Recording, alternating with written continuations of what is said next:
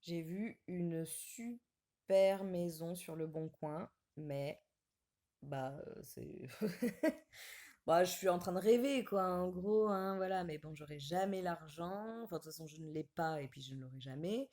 Donc, bah écoute, je ne fais que rêver. Mais bon, c'est encore un rêve sur lequel je vais faire une croix, puisque ce genre de maison, ce n'est pas pour moi, ce n'est pas pour les petites personnes comme moi. La notion d'abondance. Est-ce qu'on le veut, ce bonheur? Je suis Claire, bienvenue sur Holisty Family. Aujourd'hui, je voulais parler de l'abondance parce que quand on demande aux gens finalement ce que c'est le bonheur, tout naturellement, franchement, je pense que 80% des personnes répondent que c'est quand on ne manque de rien. Eh bien, ils n'ont pas tort. Ou alors quand on a tout. Mais souvent, on dit quand on ne manque de rien. Donc déjà, vous voyez, il y a un petit penchant dans la balance. Pour le manque plutôt que par la possession. Bref. Et en fait, quand on ne manque de rien, ça veut dire qu'on a l'impression de manquer de choses. Si on dit je serais heureux, je serais heureux si je ne manquais de rien, ça veut dire que là, tu manques de choses, donc tu n'es pas heureux. Donc, comment faire? Pourquoi cette sensation de manquer? Pourquoi? Il va forcément falloir se poser la question. Parce que la bonne nouvelle, c'est de réellement ressentir que l'on ne manque de rien et de toucher du doigt ce sentiment de bonheur profond, de plénitude et de bien-être. C'est complètement possible. Seulement, pour avoir accès à ça, il va falloir prendre conscience de certaines croyances que nous avons. Évidemment, ces croyances limitantes qui ne nous permettent pas d'exercer notre plein pouvoir euh, et ce pouvoir implique l'abondance. Voilà, c'est complètement possible. En fait, je réfléchissais à ça parce que je comparais vraiment ma vie d'avant, avant mes prises de conscience, avec ma vie de maintenant. Ma vie de maintenant où je possède moins de choses et où je suis dans des situations matérielles, en tout cas, beaucoup plus compliquées qu'avant, alors qu'avant, réellement, matériellement, j'avais pas à me plaindre. Et pourtant, j'avais toujours l'impression de manquer et je me plaignais énormément. Alors que maintenant, j'ai moins de choses, autant sur le plan professionnel que matériel, que financier, que sentimental, que voilà. Bref, et pourtant, je n'ai l'impression de manquer de rien. Alors, évidemment, évidemment, je serais très heureuse. J'ai des rêves, voilà, j'ai des rêves, il y a des choses que je serais très heureuse d'avoir dans ma vie. Mais sans ces choses-là, je ne me sens pas moins heureuse. Voilà, c'est juste ce sentiment-là.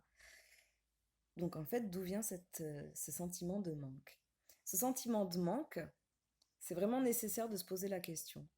Et pour ma part, en tout cas, j'ai vraiment euh, identifié que euh, je dégageais un truc vraiment qui faisait que euh, ben, les choses ne venaient pas à moi, quoi.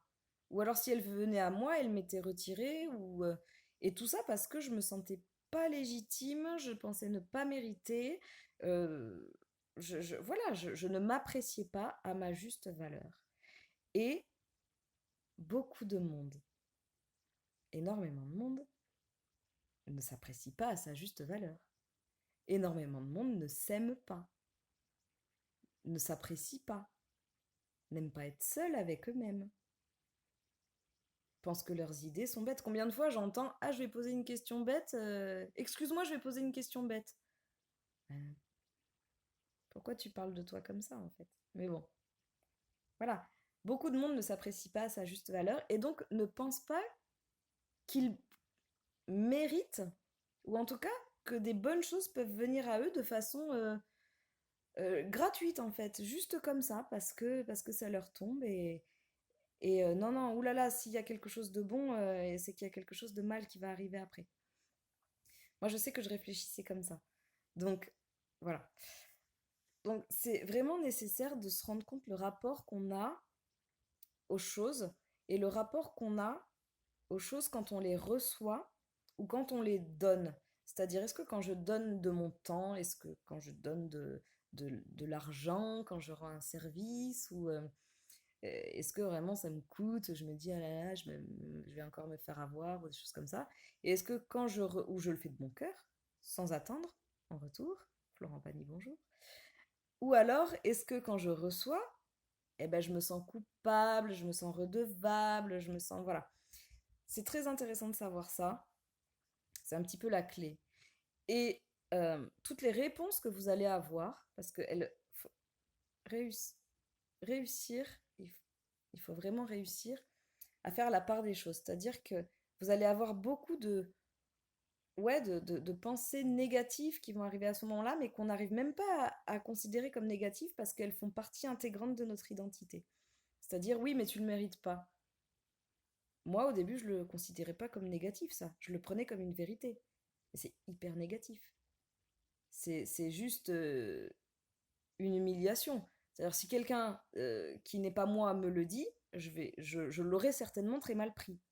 Voilà. Donc, réussir à identifier toutes ces paroles qui finalement ne vous élèvent pas.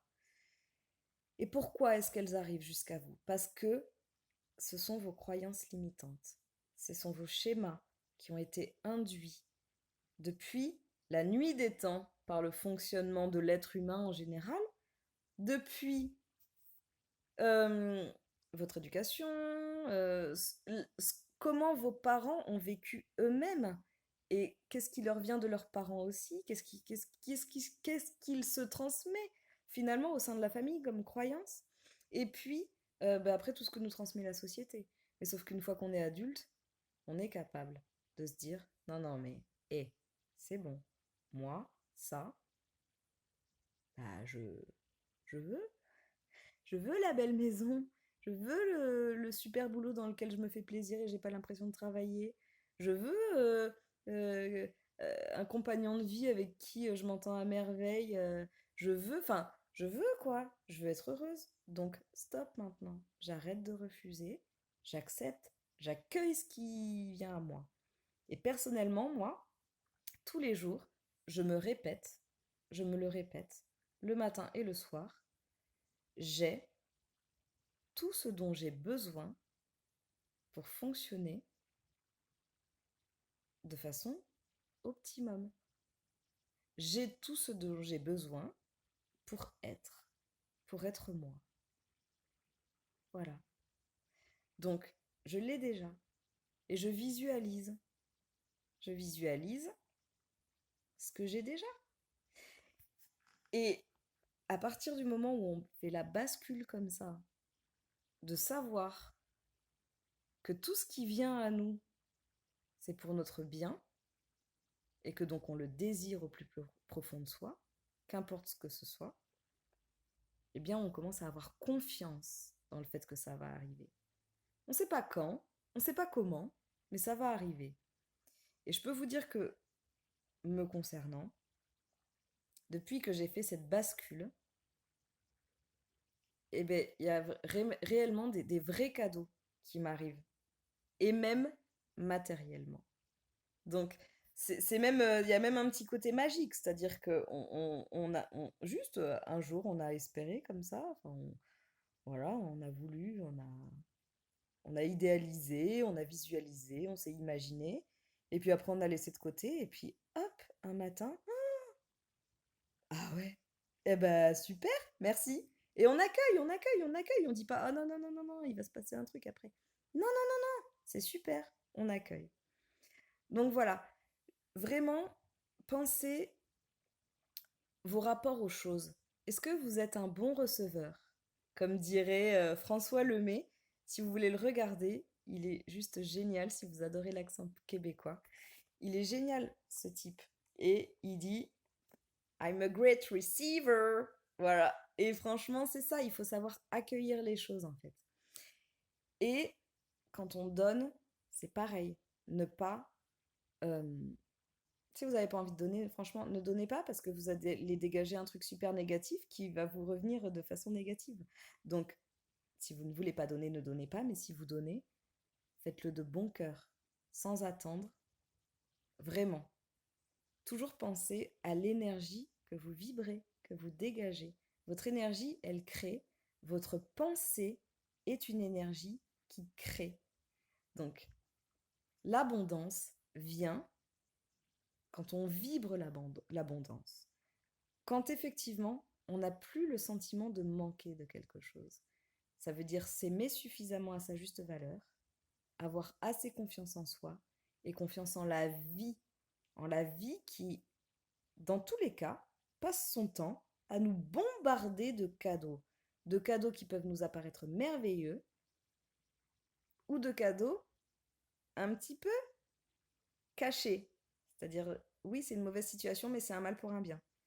C'est-à-dire que par exemple, moi, j'ai dû quitter un job précédent, mais finalement, c'était une excellente leçon de vie qui m'a mené là où je suis maintenant. Donc c'est un mal, c'est ce qu'on dit, c'est un mal pour un bien. Donc il faut savoir les voir aussi, ces cadeaux-là. C'est aussi de l'abondance. La vie vous apporte dans tous les cas tout ce qu'il faut pour que vous soyez vous-même, sans artifice, dans votre authenticité. Vous n'avez rien d'autre à faire que d'être vous, tout simplement, et tout viendra à vous. Tout, vous êtes l'abondance. Vos pensées créent de l'abondance. Votre cœur crée de l'abondance. Chaque petite parole qui vient court-circuiter ça bloque cette abondance. Voilà. Euh, eh bien, écoutez, je vous remercie en tout cas de m'avoir écouté. Je vous embrasse fort. Vous prenez soin de vous et n'oubliez pas de voir les cadeaux de la vie. Et surtout, quand l'abondance arrive, dites merci. I'm a great receiver. Merci François Lemay. Ciao.